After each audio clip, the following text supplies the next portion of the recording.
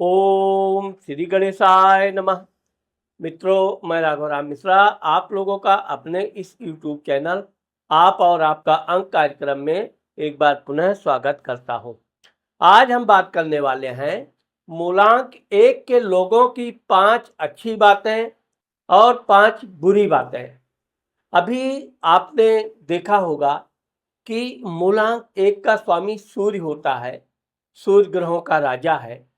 ठीक इसी प्रकार से मूलांक 1 लोगों का जो स्वभाव होता है वो राज युक्त होता है। ये जहाँ भी रहेंगे एक प्रकार से गंभीरता और बातचीत करने में इनकी थोड़ी बहुत सीमित होती है। इनके एक शारीरिक बनावट आप देखेंगे कि इनके शरीर में सिर में बाल थोड़े कम रहेंगे, थोड़ा इनका बाल जल्दी निकल जाते हैं। सिर भी इनका छोटा होता है, गोल होता है।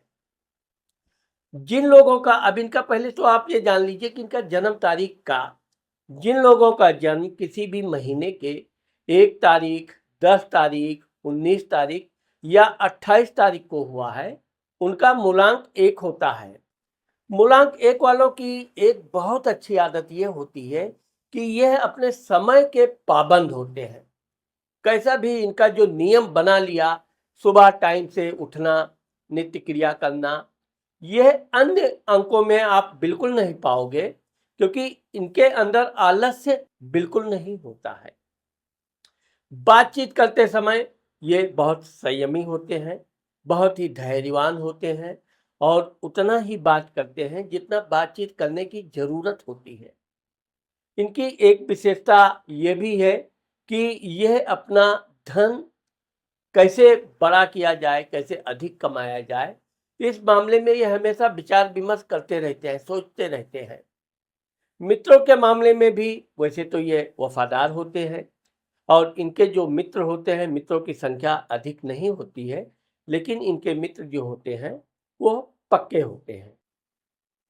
इनकी एक और खास विशेषता ये होती है कि ये अल्पाहारी होते हैं। इनको अधिक व्यंजन, ज़्यादा भोजन करना, यह इनकी आदत नहीं होती है और जल ज़्यादा पीते हैं। अब इनकी कमियां बताना जरूरी है, क्योंकि अच्छाइयां तो मूलांक 1 वाले जानते ही हैं हमारे अंदर क्या अच्छाइयां हैं। इनकी एक कमी ये होती है कि धन कमाने में ये कई प्रकार के कार्य करते हैं।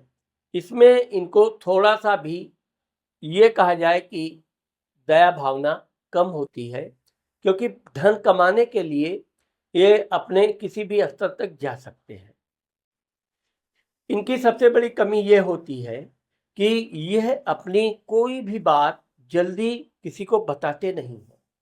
आप इनके कितने भी घनिष्ठ मित्र हैं, यह अपनी गोपनीयता तब तक नहीं भंग करते हैं जब तक कि ये कार्य सिद्ध नहीं कर लेते हैं। भले बाद में इनके मित्र वगैरह इनकी बुराई करें, आपने हमको नहीं बताया, ऐसा नहीं बताया, तो इनके अंदर जो धैर्य होती है वो बहुत अधिक होती है। दूसरा, धन के प्रति इनका लोभ अधिक होता है। पैसा पाएंगे और कितना भी ये धन पा जाएं, इनके पास धन की हमेशा ऐसा लगेगा कि कमी ही है। अधिक धन आए और अधिक धन आए, इसके लिए ये तरह तरह के कार्य करते हैं, प्रयत्न करते हैं। वैसे तो ये कोई गलत कार्य नहीं करते हैं, लेकिन फिर भी अपने धन को वृद्धि करने के लिए ये बहुत प्रकार के कार्य करते हैं। कामुकता इनके अंदर विशेष पाई जाती है और ये भी देखा गया है कि ये आगे चलकर अन्य स्त्रियों से के भी इनके साथ प्रेम संबंध बनते हैं।